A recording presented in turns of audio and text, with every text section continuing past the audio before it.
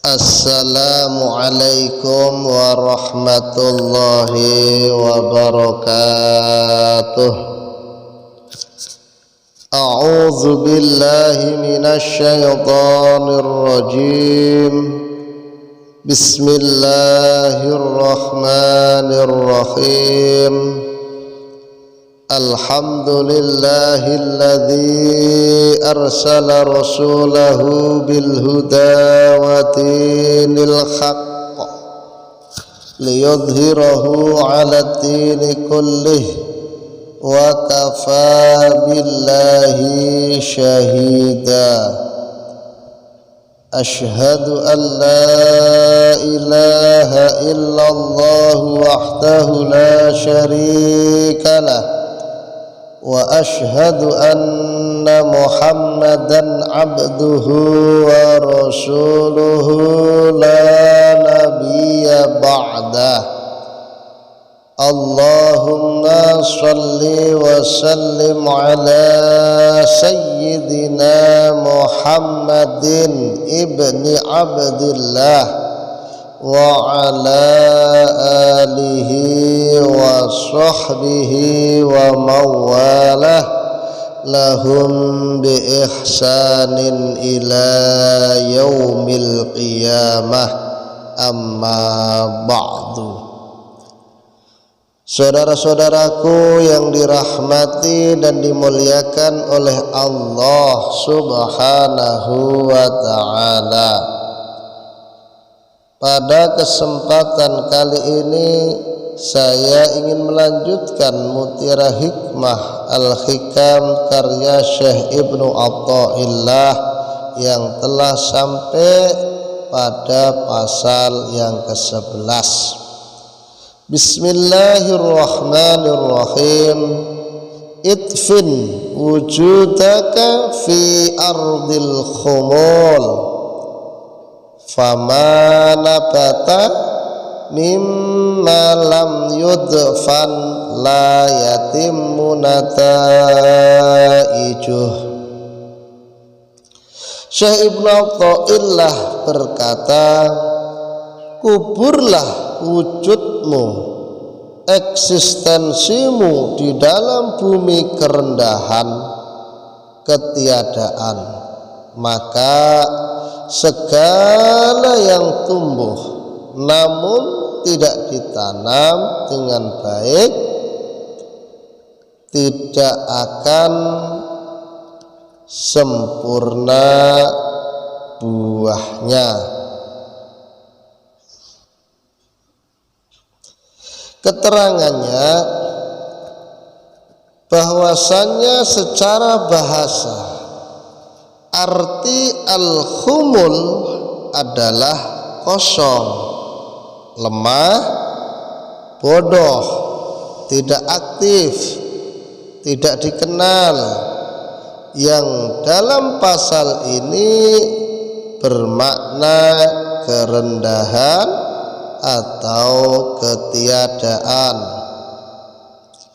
Sementara wujud atau eksistensi manusia pada dasarnya ingin diakui, ingin dikenal, ingin masyhur, ingin terpandang, ingin paling hebat dan semacam-macamnya.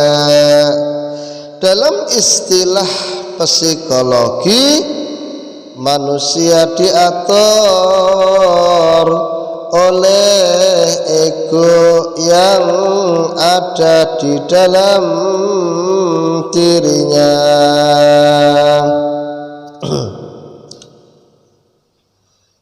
Bersuluk pada dasarnya adalah proses ingin menumbuhkan jiwa. Adapun jiwa bagaikan pohon yang tumbuh. Jiwa harus ditanam dan dirawat agar dapat tumbuh dan berbuah dengan sempurna. sebagaimana firman Allah Subhanahu wa ta'ala di dalam Al-Qur'an. A'udzu billahi minasy syaithanir rajim. Alam tara kaifa daraballahu masalan kalimatan thayyibatan kasyajaratin thayyibatin asluha sabitun wa far'uha fis sama' tu'ti ukulaha kullu khinin bi'izni rabbiha wa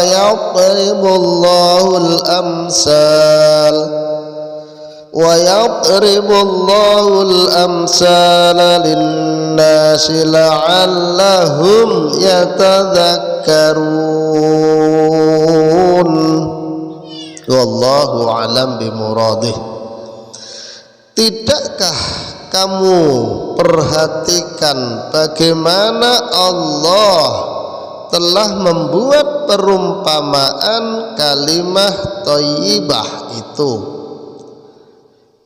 seperti pohon yang baik, akarnya teguh dan cabangnya menjulang ke langit. Pohon itu memberikan buahnya pada setiap musim dengan seizin Rabb-Nya. Allah membuat perumpamaan itu untuk manusia supaya mereka selalu ingat. Surah Ibrahim ayat 24 dan 25. Kita tidak akan mampu mengenal siapa diri kita. Buah takwa apa yang harus kita hasilkan kecuali Allah memberi petunjuk dan perlindungan.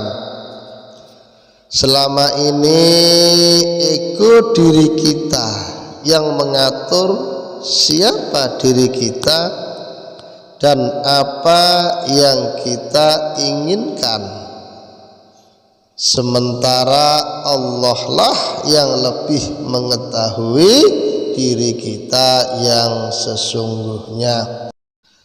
Dalam pasal ini Syekh Ibnu Athaillah mengungkap sebuah kunci agar kita dapat menghasilkan buah takwa yang sempurna, yakni dengan mengubur eksistensi kita, ego kita dalam bumi ketiadaan.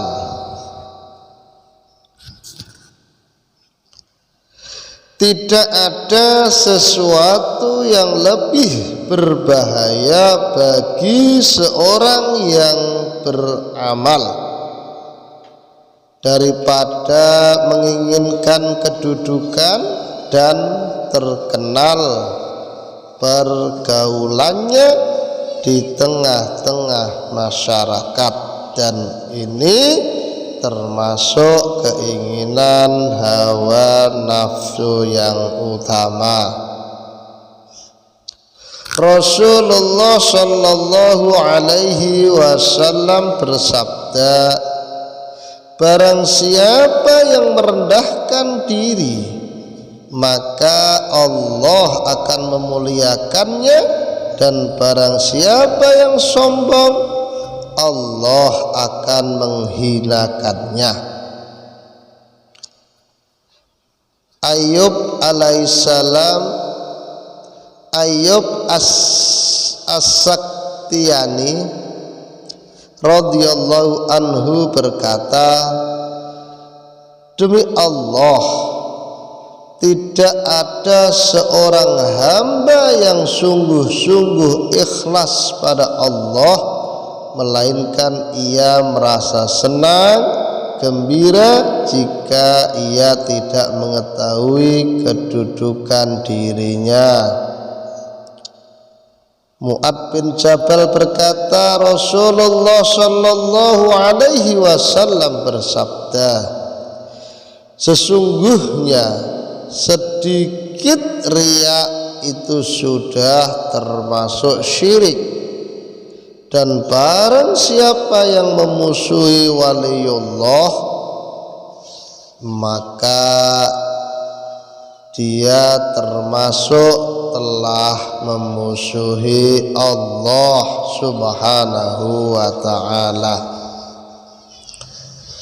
Dan sesungguhnya Allah mencintai orang-orang yang bertakwa, yang tersembunyi tidak dikenal, yang bila tidak ada tidak dicari, dan bila hadir tidak dipanggil dan tidak dikenal. Hati mereka bagai pelita hidayah, mereka terhindar dari segala kegelapan dan terhindar dari segala kesukaran.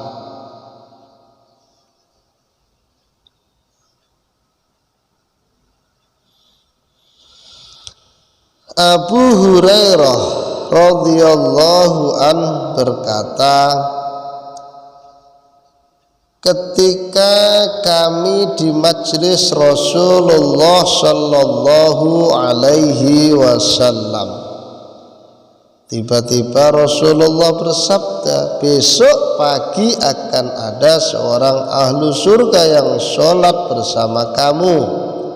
Kemudian Abu Hurairah berkata, aku berharap semoga akulah orang yang ditunjuk oleh Rasulullah sallallahu alaihi wasallam itu.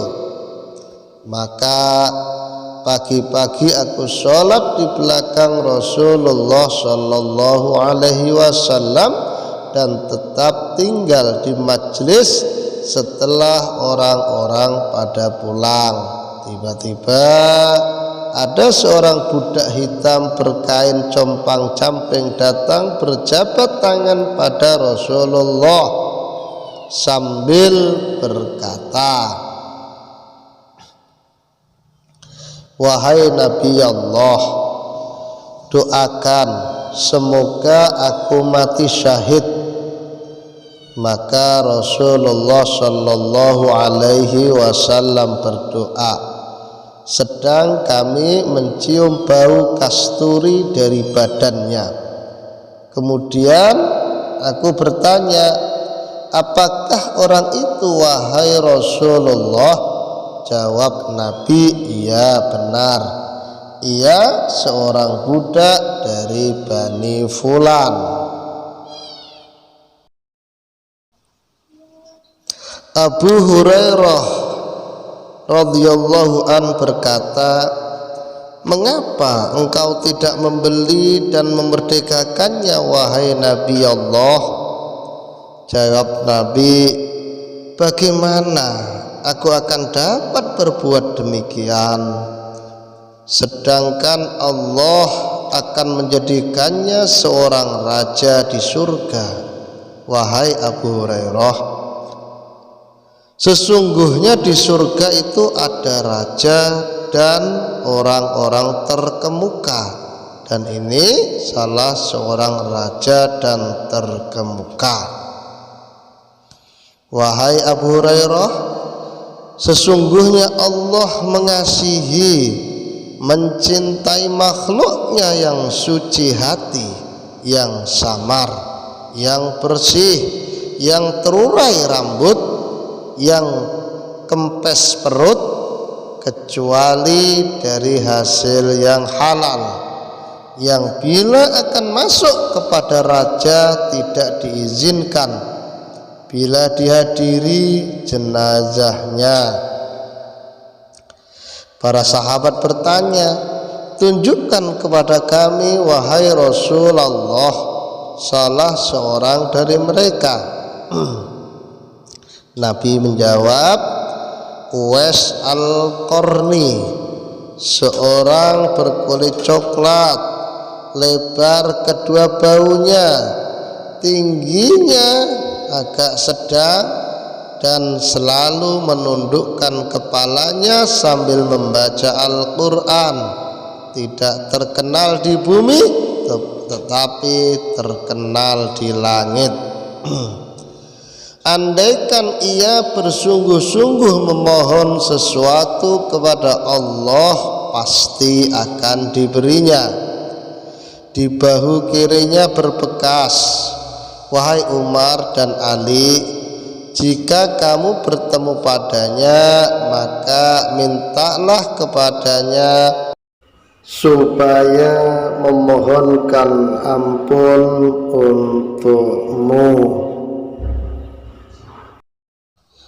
Saudara-saudaraku yang dirahmati dan dimuliakan oleh Allah Subhanahu wa ta'ala, itulah sedikit keterangan dari kitab Al-Hikam karya Syekh Ibnu Athaillah.